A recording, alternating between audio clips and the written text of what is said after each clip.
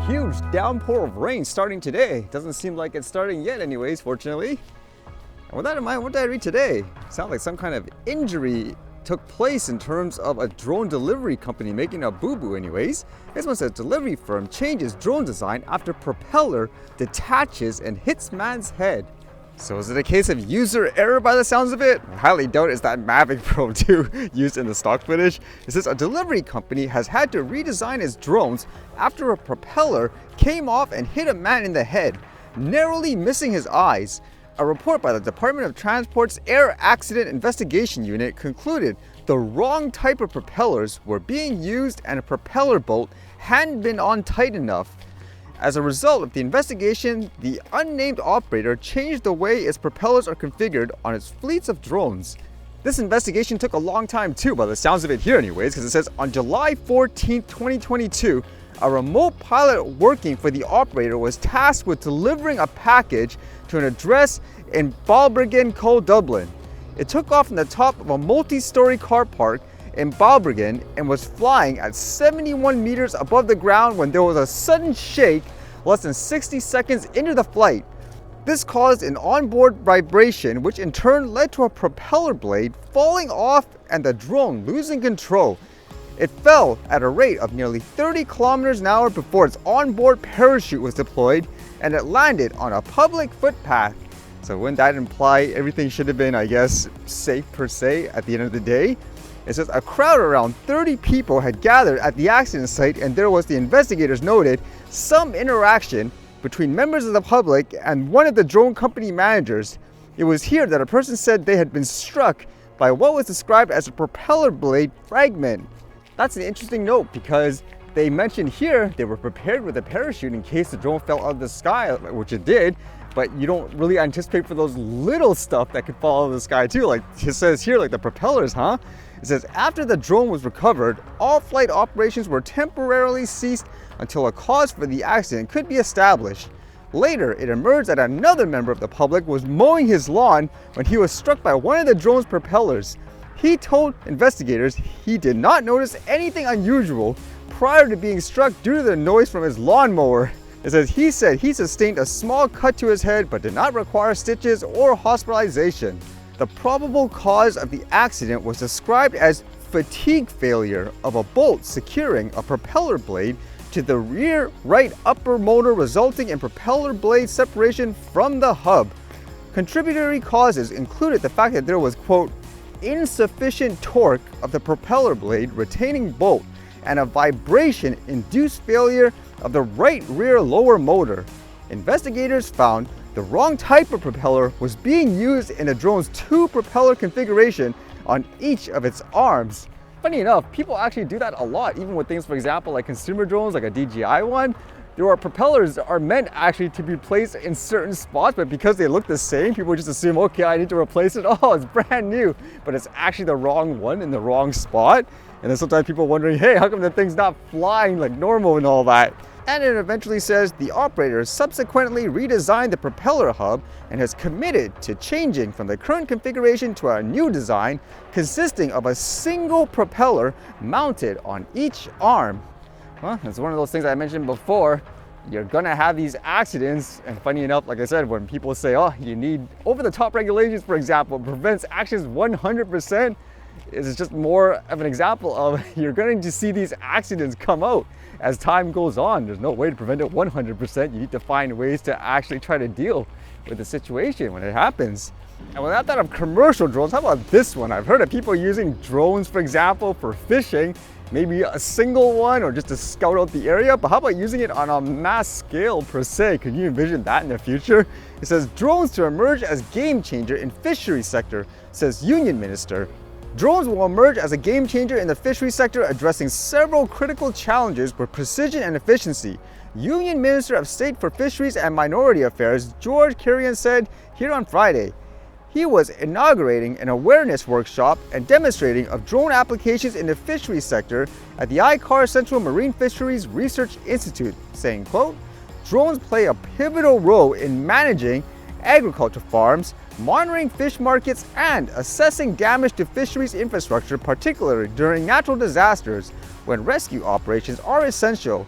On their part, underwater drones help closely monitor fish behavior in natural habitats to detect signs of distress like erratic swimming patterns, and also provide real-time data that strengthens sustainable fisheries management. The event saw live demonstration of drone applications in fisheries, including transportation of fish from the farm, dispensing aqua feeds, and rescue operations. And they do mention, in terms of monitoring and all that, it could actually act as a way to warn them about things, for example, like cyclones and all that.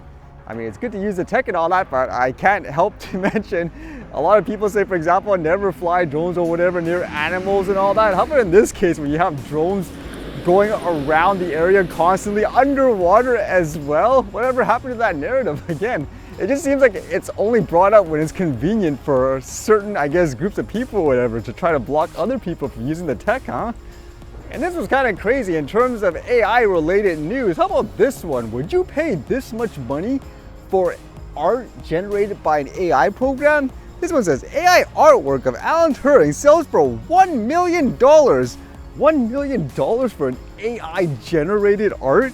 A painting by an AI robot of the eminent World War II codebreaker Alan Turing has sold for $1,084,800 at auction. Sotheby said there were 27 bids for the digital art sale of, quote, AI God, which had been originally estimated to sell for between $120,000 and $180,000.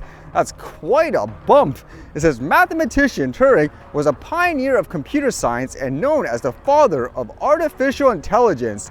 The auction house said the historic sale launches a new frontier in the global art market, establishing the auction benchmark for an artwork by a humanoid robot.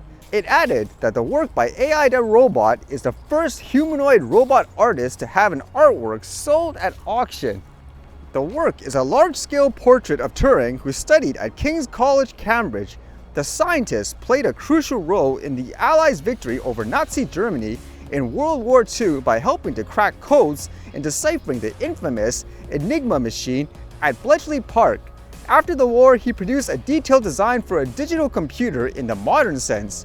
The auction house said that the sale price for the first artwork by a humanoid robot artist marks a moment in the history of modern and contemporary art and reflects the growing intersection between AI technology and the global art market.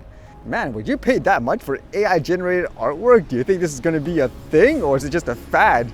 It's kind of like before when they had all that hype about NFTs and so forth, where people were making all these digital arts, selling them for millions and so forth, and then people who bought them to resell them, they made so little afterwards. They actually lost like literally 6 figures of income. So who knows if this will actually be a thing that stays, or if it's just because it's the next buzzword currently anyways with anything AI related.